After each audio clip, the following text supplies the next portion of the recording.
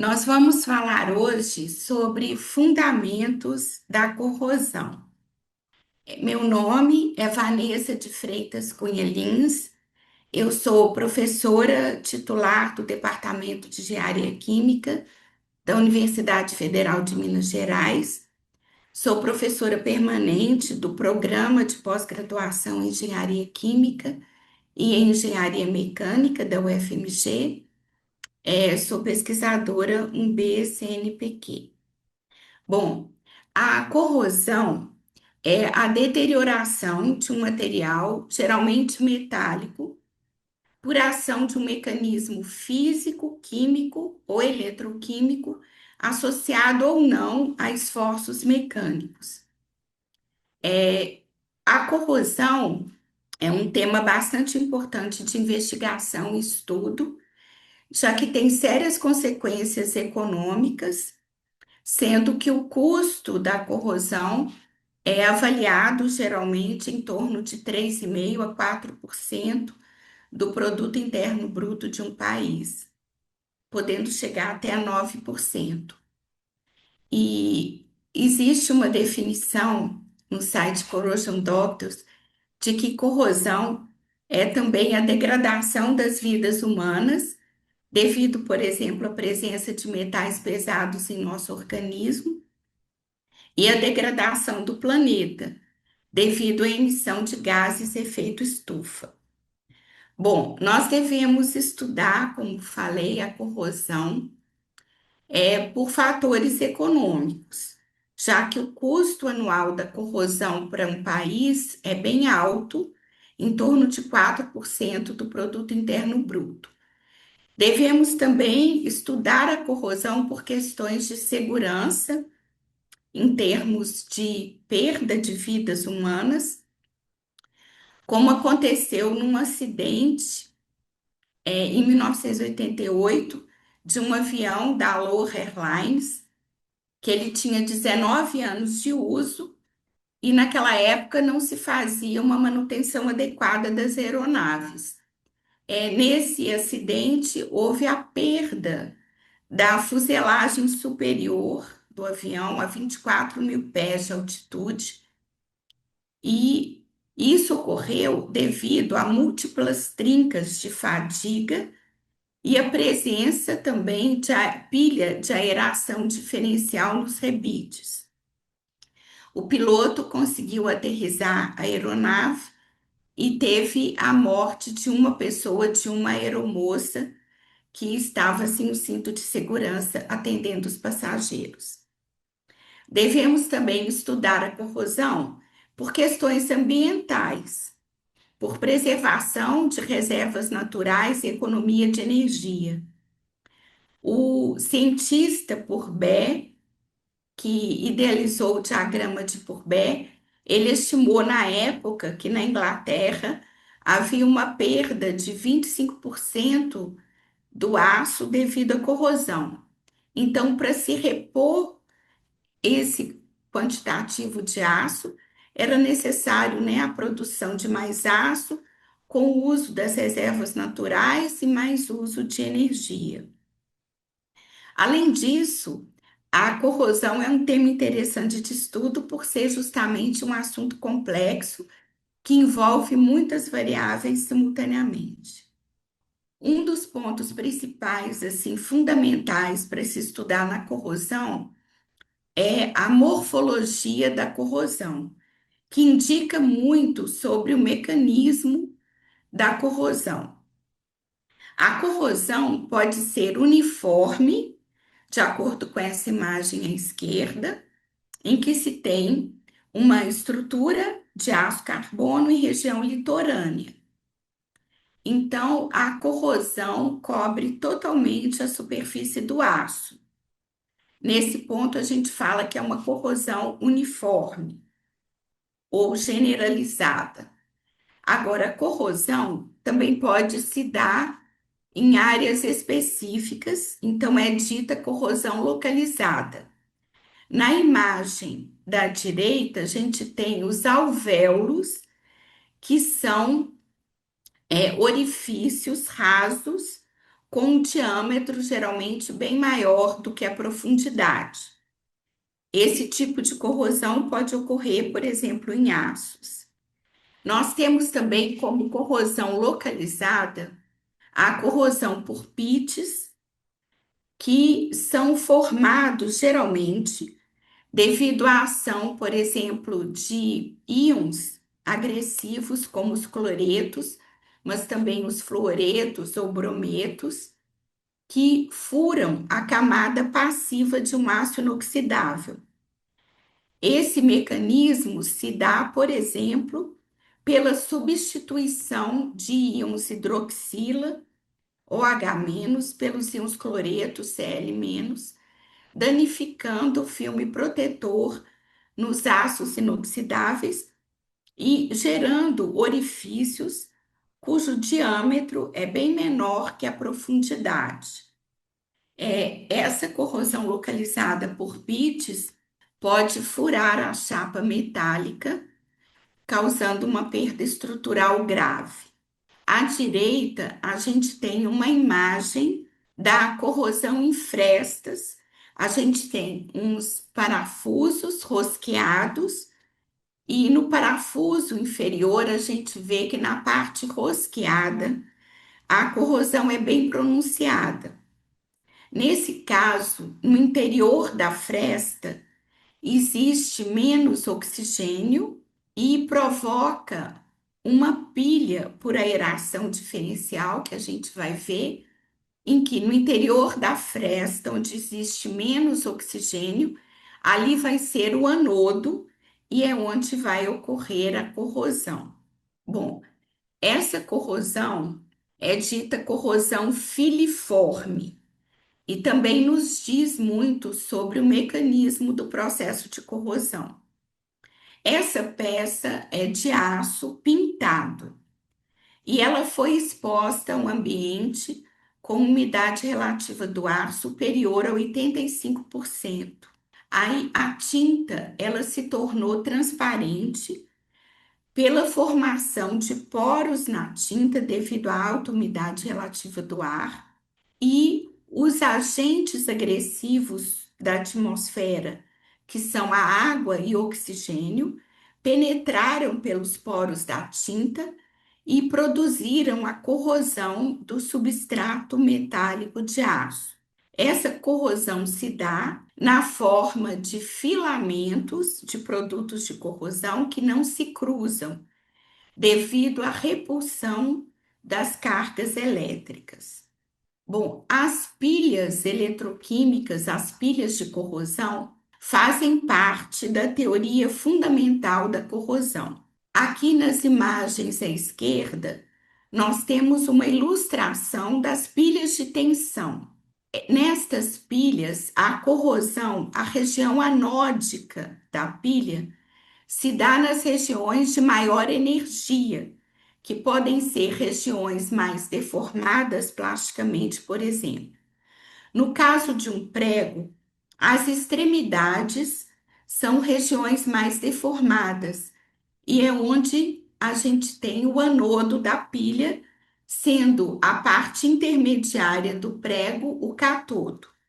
Agora, nesse caso, embora o anodo da pilha seja na extremidade do prego, todo o prego já foi corroído, a corrosão já se propagou.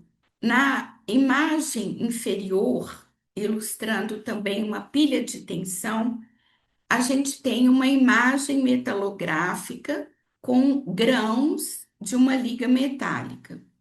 A região entre os grãos, que é o contorno de grão, é uma região de maior energia, pelo fato de se ter mais vazios e dos átomos estarem desalinhados. De um lado, a gente tem um grão com uma orientação específica, e do outro lado, outro grão com outra orientação na compactação dos átomos. E na região de contorno de grão, os átomos estão desordenados, então, portanto, é uma região de alta energia e é o anodo. Então, o aço vai corroer preferencialmente nos contornos de grão num primeiro momento. E a imagem da direita ilustra uma pilha galvânica, que no caso é da Estátua da Liberdade nos Estados Unidos. Nós temos nessa região branca uma cela de cobre numa estrutura de aço fundido. O cobre, ele é mais nobre do que o ferro. Assim, aconteceu a corrosão, que está indicada por essa seta na região marrom, e se formaram produtos de corrosão do ferro na proximidade com o catodo de cobre. Então, quando a gente coloca dois metais distintos em contato, no caso ferro e cobre, nós temos a corrosão do metal menos nobre, que nesse caso é o ferro. Bom, aqui a imagem da esquerda ilustra uma pilha de concentração. Nesse caso, nós temos duas chapas de um metal ou liga metálica A superpostas, unidas por um outro metal B. É lógico que vai ter também a pilha galvânica e o metal menos nobre, A ou B, vai ser corroído. Mas entre as chapas da liga metálica A existe uma fresta. Se esse conjunto estiver na atmosfera, na fresta vai ter menor concentração de oxigênio e ali vai ser o anodo. Então, vai haver corrosão dentro da fresta. Se este conjunto estiver imerso num líquido, dentro da fresta vai haver uma estagnação do líquido, uma corrosão do metal e vai ter uma alta concentração de cátions metálicos. Assim, não vai ter tendência a ter corrosão dentro da fresta e o interior da fresta vai ser o anodo, simplesmente pela alta concentração de cátions, em que não vai haver uma tendência termodinâmica de se formar mais cátions metálicos. Então, a parte externa da chapa é que vai ser o anodo e aí vai ter corrosão. Na pilha ativa passiva da imagem à direita, nós temos novamente um aço inoxidável, como um aço inoxidável austenítico 304 ou 316, em que há a formação de uma película de óxido protetora, mas o meio em que a chapa está inserida possui, por exemplo, íons cloretos que vão furar essa camada passiva e formar os pits de corrosão. Na região do pit é a região ativa, onde a corrosão vai continuar acontecendo, e a parte intacta da película protetora vai ser o catodo. Nesse caso, a gente tem uma pilha ativa passiva. Bom, na imagem da esquerda, a gente tem uma pilha eletrolítica, por exemplo, onde se tem um trilho de metrô e a corrente do trilho, ela penetra no solo e fura por exemplo, uma tubulação enterrada, onde o elétron sai da tubulação, ali se tem o furo na tubulação. E na imagem da direita, a gente tem uma aeração diferencial, que também é uma fresta entre a viga e o teto metálico. Então, nessa fresta, existe menos teor de oxigênio, e ali vai ser o anodo onde vai acontecer a corrosão, que é representada aqui por essas partes amarronzadas entre a viga e o teto. Bom, os mecanismos da corrosão podem ser físicos quando não há nenhuma reação química ou eletroquímica. Ocorre, por exemplo, quando o mercúrio líquido penetra nos contornos de grão do ouro. Ele degrada o ouro, embora não ocorra nenhuma reação. O mecanismo químico ocorre muito numa oxidação a altas temperaturas, onde o metal reage com o oxigênio formando óxidos. E o mecanismo eletroquímico, ele sempre se dá na presença de um eletrólito, normalmente aquoso, com condução de íons e corrente elétrica. Aí, nesse caso, a reação anódica é do metal gerando os cátions metálicos e mais elétrons, e como reações catódicas principais, a gente tem meio neutro básico, água mais oxigênio mais elétrons, gerando íons hidroxila, ou no meio ácido, a redução dos íons hidrogênio ou a redução, aqui nesse caso, do oxigênio, a reação entre os íons hidrogênio, oxigênio e elétrons, gerando água. Para finalizar os fundamentos da corrosão, eu vou falar um pouco dos métodos de proteção contra a corrosão. Um dos métodos é a anodização. O aço inoxidável, por exemplo, ele é colocado como anodo de uma pilha e a sua corrosão é forçada para se ter um aumento da espessura da camada de óxido. Dependendo da espessura dessa camada, nós obtemos várias cores para o aço inoxidável, como verde, azul, preta ou vermelha. E a espessura verde, a espessura da camada de óxidos maior, gera uma cor verde pelos efeitos de irradiância e reflectância da luz. Então, nessa proteção anódica, o aço inoxidável, ele é, então, o anodo da pilha, ele é forçado a corroer.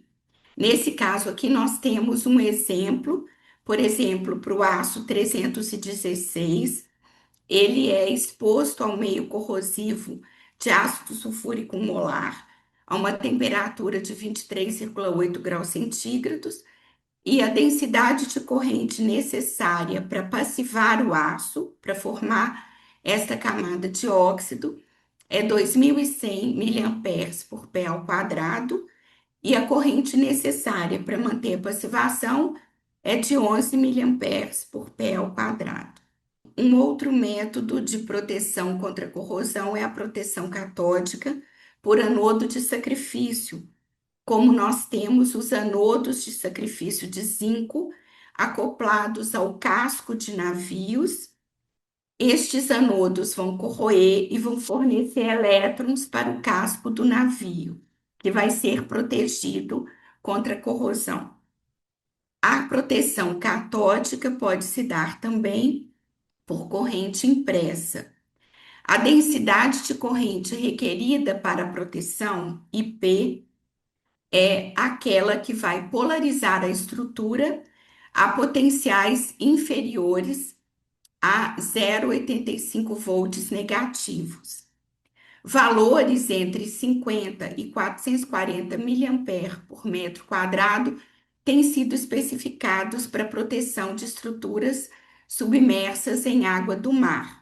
São usados anodos inertes, por exemplo, de chumbo prata, grafite e ferro silício. Um outro tipo de método são os revestimentos. Podem ser usados revestimentos anódicos, como o zinco, que quando se tem uma falha no revestimento, o aço vai estar protegido, porque o zinco vai ser o anodo de sacrifício. E existem revestimentos catódicos, como o níquel, que se houver uma falha no revestimento, essa falha vai ser catastrófica, porque o aço vai ser corroído em detrimento do níquel. Existem revestimentos por processos mais sofisticados, como deposição a vapor, como o processo de CVD, aqui, em que ocorre a deposição do revestimento sobre o substrato na forma gasosa. Nesse caso aqui, foi depositado um filme de diamante sobre um substrato, a partir de um gás metano. Aqui nós temos uma técnica de revestimento muito eclética, em que podem ser depositados revestimentos poliméricos, metálicos ou cerâmicos, que é a aspersão térmica. Nesse caso aqui, em que o pó do revestimento é carregado pelo ar comprimido, entra numa pistola, no bocal da pistola tem uma chama que funde as partículas que são projetadas sobre o substrato a ser protegido. Bom, e nós temos também inibidores de corrosão. Nessa imagem, nós temos helicópteros que são embalados com um inibidor de corrosão no estado gasoso. Nós temos inibidores orgânicos e inorgânicos, que podem ser oxidantes e formar uma película protetora, não oxidantes. Os inibidores podem recobrir o anodo, nesse caso são anódicos, ou recobrir o catodo, sendo catódicos.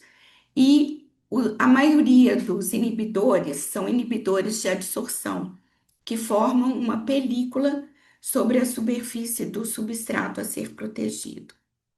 Eu quero agradecer o convite da Abende. Obrigada.